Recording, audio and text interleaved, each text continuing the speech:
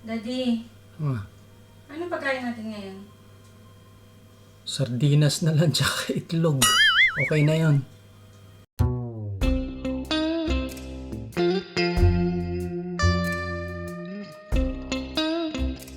Hindi ako nakain ng sardinas.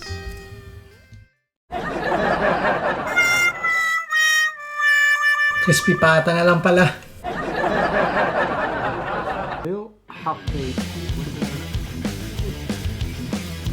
Nagre-record ako. Wala na akong init. Welcome everyone, I'm D-Mags and you're watching Simplehan Lang, which helps you build your cooking ideas more interesting, fun, and easier.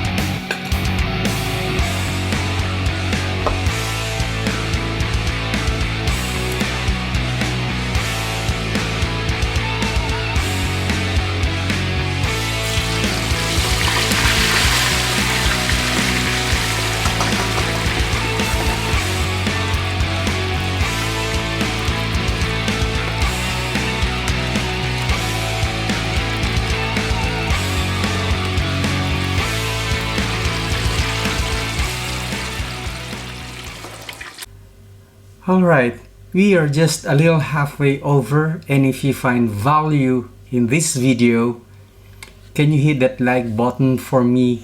And for those of you who are new here, please do subscribe on my channel and also hit that notification bell for you to get updated on our latest videos. Now let's get back to cooking.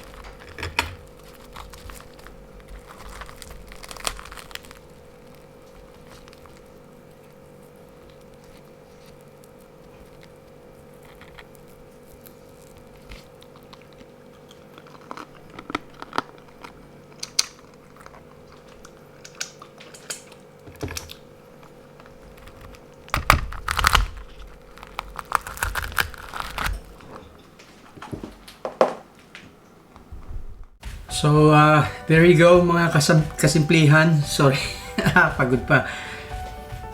Sa crispy pata natin for today. I tried my very best para mapalutong to. I used the method of a good friend of mine had given me. But ito rin naman kasi ang ginagawa ko kadalasan pag nagki-crispy pata ako. So, I just wanted to make sure na malutong kasi yung balat. So, I've used the other side of the fork para malaman kasi masyadong matalas to. Normally, lilibog talaga yan. So, katulad ng ginagawa ko, dun ko malalaman kung talagang malutong siya. Tapos, tikman natin. Hindi ayaw. Hindi ko masira yung crispy pata kasi kakainin ng misis ko ngayon eh. So, wala yung presentation, baka magalit. So, we'll try muna. Ako muna titikin. Sorry.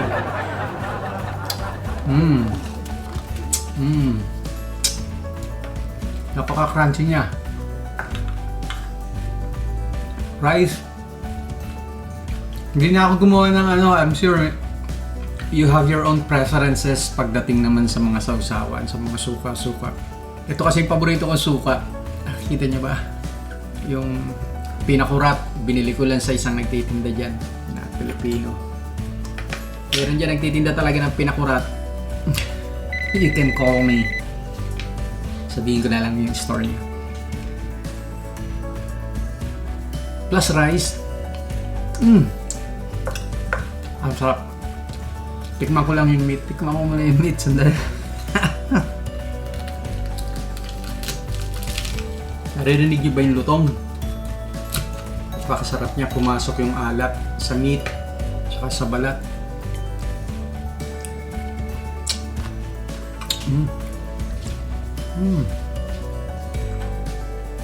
Sarap. Rice lang, wala na sabaw-sabaw. Sarap naman yung pinakurat na suka eh.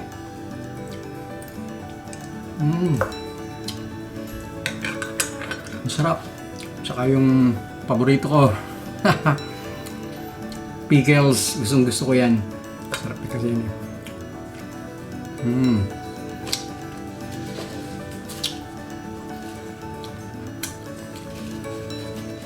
So, iyon mga kasimplihan.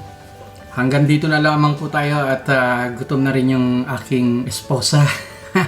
So, yung family ko rin. So, it's time for us to eat.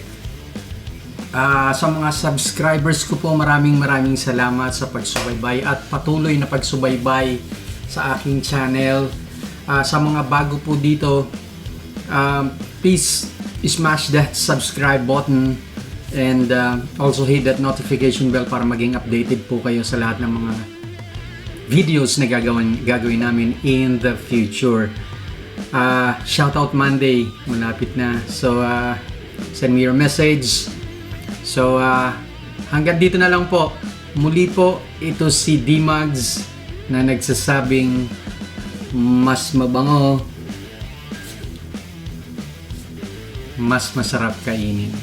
See you!